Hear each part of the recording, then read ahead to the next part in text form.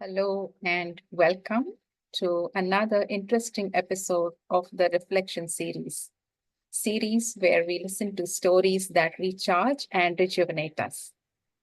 And today we have a very special speaker all the way from UK, Ruth Liddle. Ruth has been a meditation student and teacher of Raj Yoga meditation since 1995.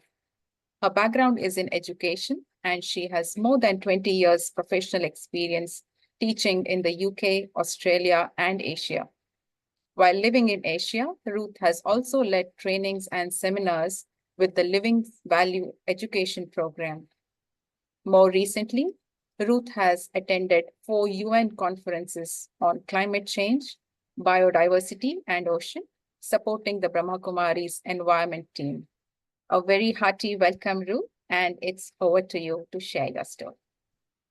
Thank you, and lovely to meet you. I'm speaking to you from Manchester in the UK, and actually, as a child, I grew up in the UK. I grew up with my mum's family, a white English sheep farming family, and for various reasons, I was a child that felt I didn't fit in, and there was a lot of fear. I carried a lot of fear, and I discovered at a very young age that I could escape in books. And I felt when I was in another world reading books, I was a different personality. I was someone I wanted to be, the hero, the courageous one. And I found that feeling of being in control, of sort of self-mastery, so wonderful and so liberating. When I felt fearful, I felt trapped. When I felt trapped, I felt energyless and hopeless. And so this drive to escape the experience of fear started at a very, very young age. And what I found as I grew up is when I was facing something that really was scary, the feeling I got when I overcame that scary thing was just tremendous. I felt like I was really me, the real me. I wasn't spiritual at all, and my upbringing, I went to the chapel until I was 11 and the Christian church later, but didn't do an awful lot for me. But I really felt I was someone I wanted to know when I was in that state of overcoming fear. And I found that drove my life to a certain extent. And then when I started meditating, I understood it a little bit more. For example, the first time I really felt I was using that power, we would call power to face, the power of courage, perhaps. First time I really felt I was using that was at the swimming baths. I was afraid of diving because I was afraid of pain and I always belly flopped. So I was a very late diver. But there was this one moment where one of my friends bet me 1 shilling, which was quite a lot of money in those days, 1 shilling that I wouldn't jump off the top diving board. And there was something in me that just rose to the challenge, took me beyond the memory and experience of the physical pain if I landed badly. And I thought, yes, perhaps there was a little bit of a mercenary in me as well, wanting the money, but I did it. And I felt so good afterwards. Later in life, the challenges were more like jumping at an opportunity to take a job in a different field, a different profession, or to move from a very safe career track into something else. But there was a joy that came that was absolutely indescribable in those moments. Of course, the joy of it soon faded, but I found that by acting on these, not impulses, there were, it was more like when it's a very cloudy day and you know the sun is shining, when the clouds part and you see the sun, there's that glint and you just know everything's there. It was that sort of feeling in life, like here's a window, an opportunity. And if you take this opportunity, who knows what wonderful things can happen. And in that moment, there was no fear of that. And I realized when I became a spiritual person, as a meditator and reflecting on my journey and the beliefs and attitudes that were driving my decisions, I recognized that in the moments where I just rose to an opportunity and seized the moment, I was actually in my power. Whereas when the fear was there, I was in a trap. I was in an illusion that I was powerless. So my tendency, even on a spiritual journey, is to not necessarily look at the easy way, but to look at the opportunity. Yeah. I have no idea what's in store. And I'm not afraid of what's in store.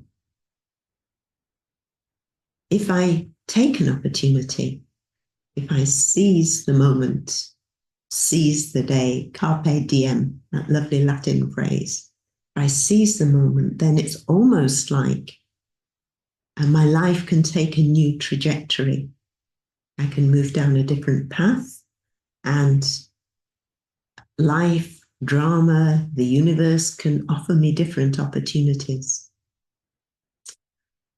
So from a very young age, as a child, I found I could escape the heavy, trapped feeling I got when I was full of fear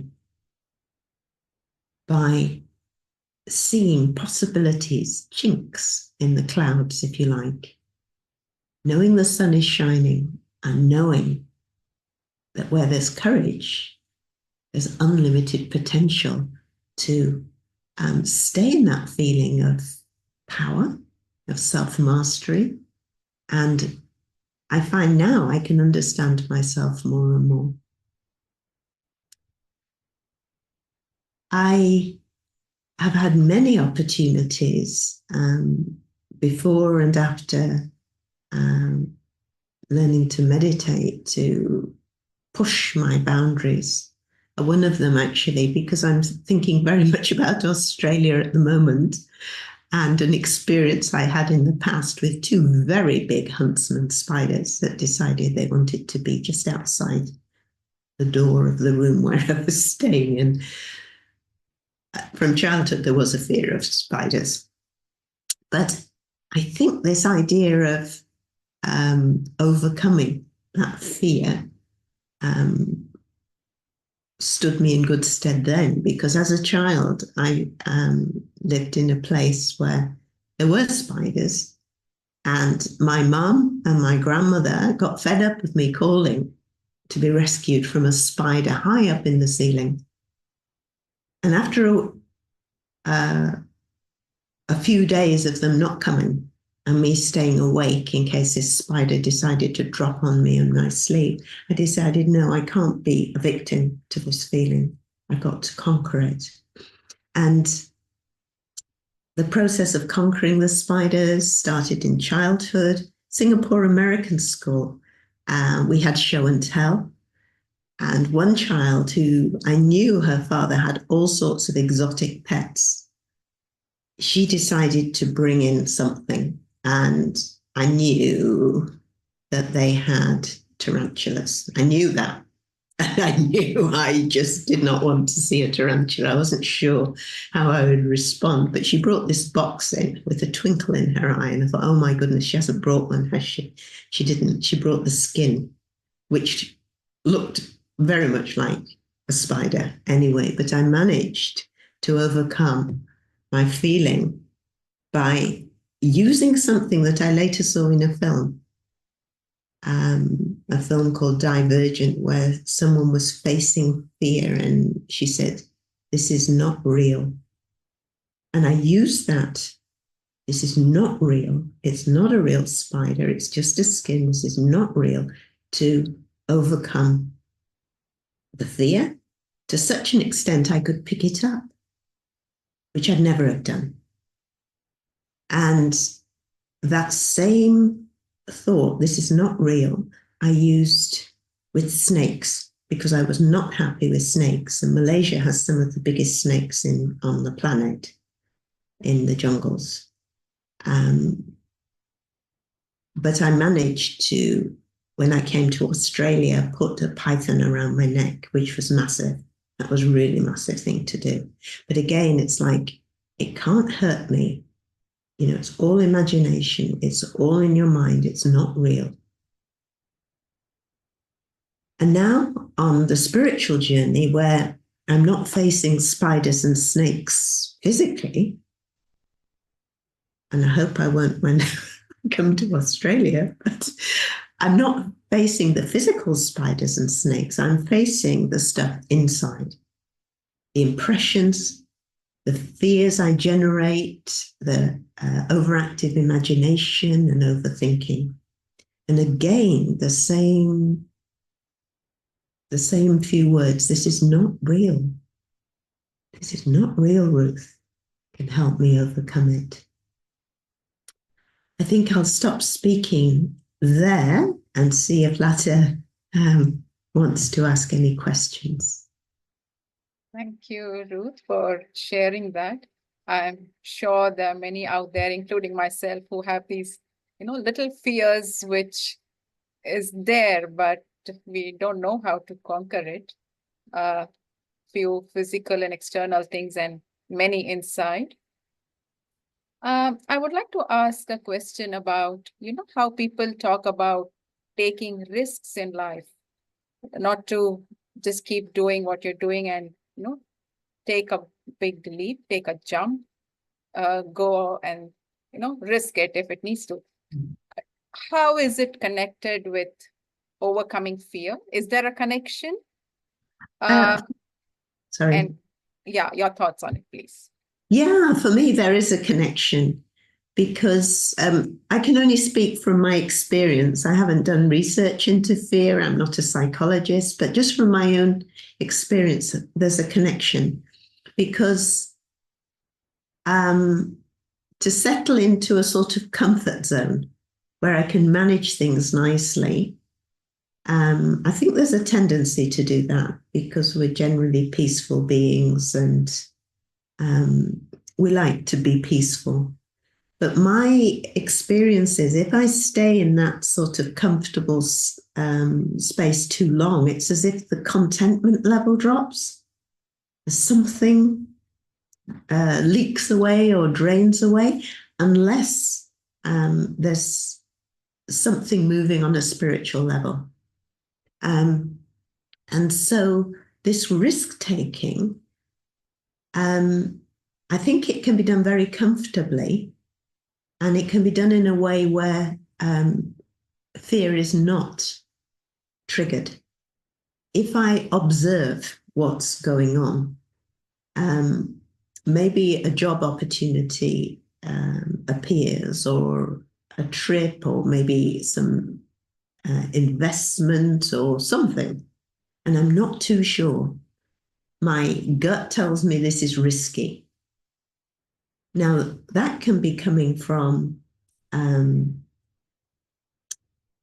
it can be coming from true intuition, guidance, or it can be coming from fear. And so to experiment with this risk-taking, I think is quite a good thing when I am not impacting other people in a massive way. Experimenting with small things that will make a big difference to my life, and then I can build a confidence, and I can feel that I'm okay to carry on.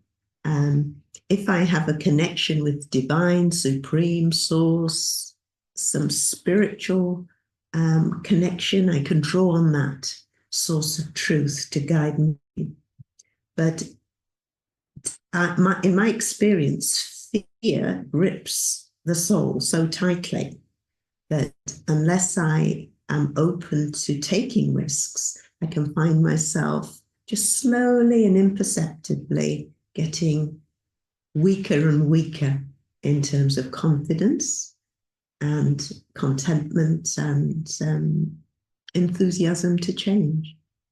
I don't know if that makes sense. Yeah, very, very interesting. And how about planning? Like, risk taking. Maybe should include some planning, but we may go on the track of overthinking or over planning, and that may also become a hindrance to Yeah. change. Yes. What would be best? Yes, I overplan, actually.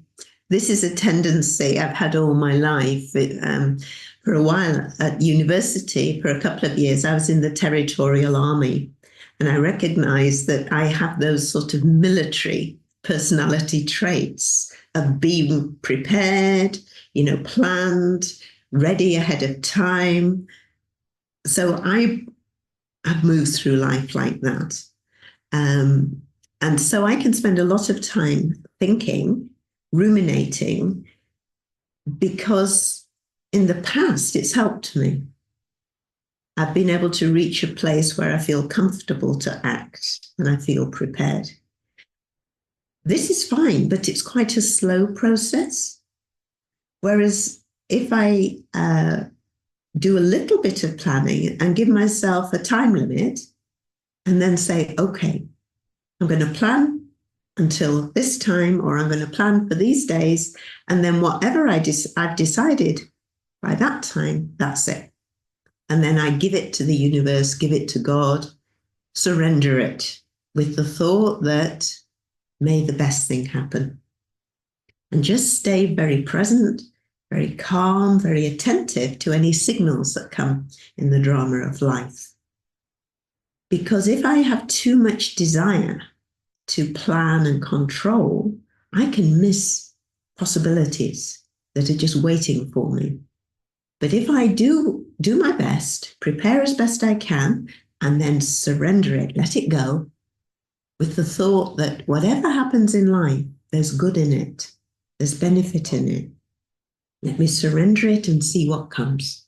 And then whatever comes, be in the moment, be happy with it, and think this is the best thing that could have happened. This is the best thing. And with that energy, I can make the best thing happen. And even if on the surface something seems like it's not going so well, and the little thoughts, the little voice inside says, you made the wrong decision, you shouldn't have done that. And I can say, no, I did my best. I made my best decision. I prepared as best I could. Let's wait and see. And I would say every time, if I wait long enough and I look with open eyes, with kind eyes, I can see the benefit, the learning or the advantage. So plan and let go. But let go and work with the flow and energy of goodness in the drama of life. Not just let go and give up, because I've got to follow it up with good energy and follow it through. That's a very beautiful thought. Yeah, I think good way to practice it and see how it works for us. Yes. Mm-hmm. And maybe the last question, Ruth, since you have been a meditator for such a long time, sometimes people may feel that if I have started meditating, then I should transform more quickly than I had expected. And if I am not, maybe I am, not good enough or things like that. I may run out of patience. What is your experience or advice for such thoughts or, opinions? Yeah, I think this also can be a source of fear. You know, these thoughts come when I think, oh, I'm not going to make it. Or maybe this isn't for me. These are fear-driven thoughts. Um, but what I experience is the joy of being in the moment. If I can, when those thoughts come, I talk to myself. I talk to Ruth as if Ruth was a little child. I come from an education background, and I've had a lot of experience working with little kids, big kids as well, university students, but little kids, and how a parent would speak to a child, or a teacher would speak to a young child and encourage them to keep going and keep focus.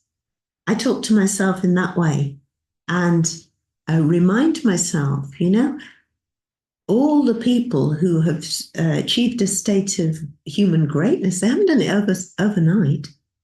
You know, keep going, and not to be disheartened, because it's not that I'm not making progress. Just because stuff keeps coming up, different problems keep coming, and I feel I'm not coping. No, there can be a lot of progress there. Because when we think that stuff is coming to the surface because I'm clearing away the rubbish, more stuff will be revealed. That's the journey. And eventually, there'll be no more rubbish to clear. But let me just stay in the moment, stay positive, and observe what's being cleared, encourage myself. And if I do that, in my experience, I can stay at peace with the fact that I'm not perfect yet, and I'm perhaps far from being perfect in certain areas. I can stay at peace with that, and I can stay content, happy enough with the journey, because there are so many people that have no idea how to find peace and happiness, but I'm doing it. I might not be able to hold on to it all day, but I'm doing it. So in that way, I can use the original, the eternal, beautiful energies of the soul, peace and happiness. I can use them at every moment. I rekindle that feeling of being peaceful soul, of being a happy soul. And that way I don't get disheartened.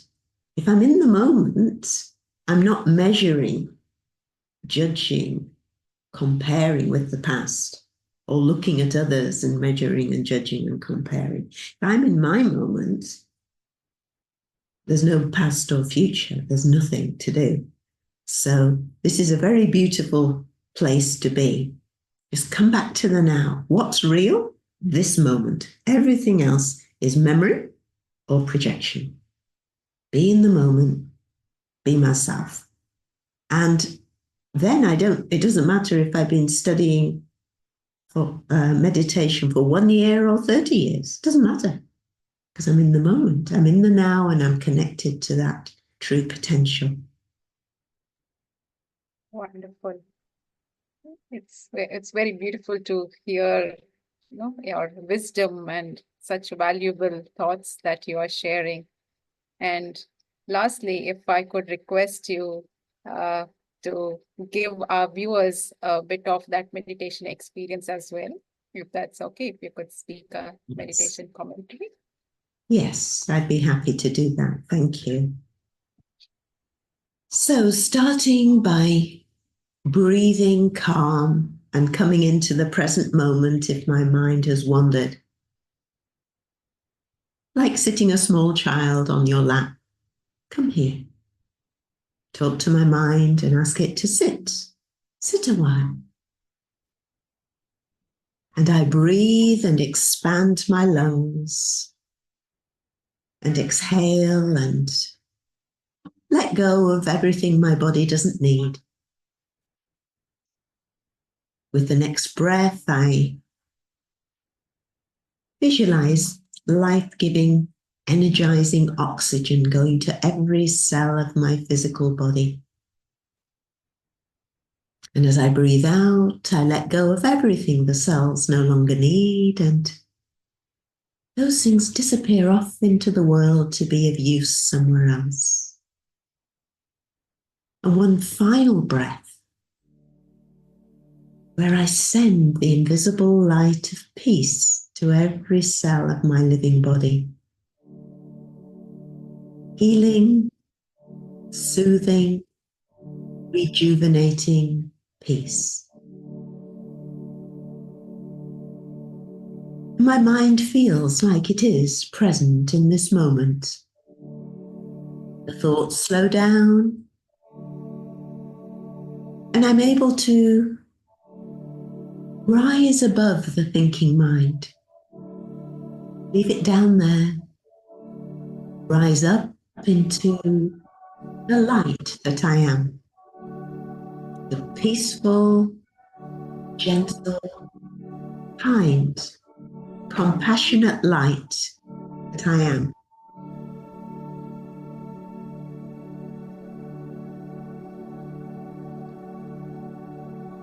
On the screen of my mind, I visualize a blue sky, endless, and a sun.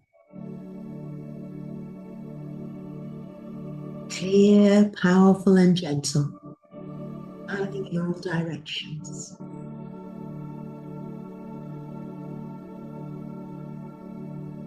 This inner sun fills my heart with light and power.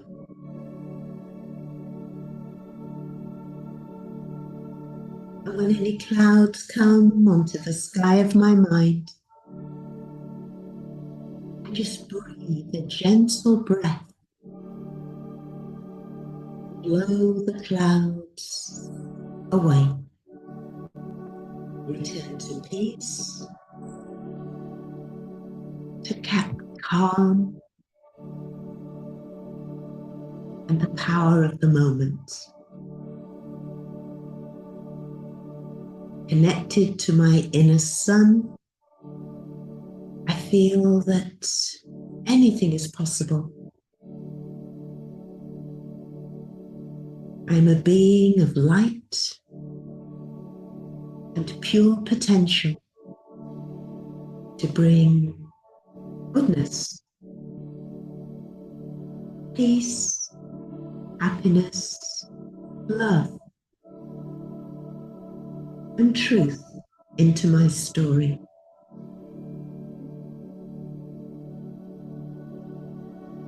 I feel that I create a memory, an experience, so that when the moments come when the clouds are too thick, the sunlight's not visible, I bring this image onto the screen of my mind. I tell myself this is not real. I am feeling in my mind the fear, the rubbish. It's not real. I am the light, the powerful, pure light, full of potential to rise above the stuff and resolve things in a peaceful, loving, kind way. In my power, drawing on my inner greatness. Thank you.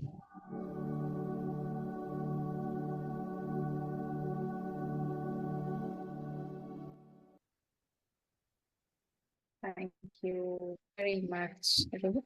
It's been a pleasure having you on this program today. And Thank we have you. all benefited a lot. Thank you. I would also like to thank our viewers for joining in. And if you would like to know more about us, please do visit our website, www.brahmakumaris.org.au. All the address of our local centers and the programs are listed on there. So we hope to see you again, and we will be back with another interesting episode. Till then, take care and let's become fearless. Thank you very much.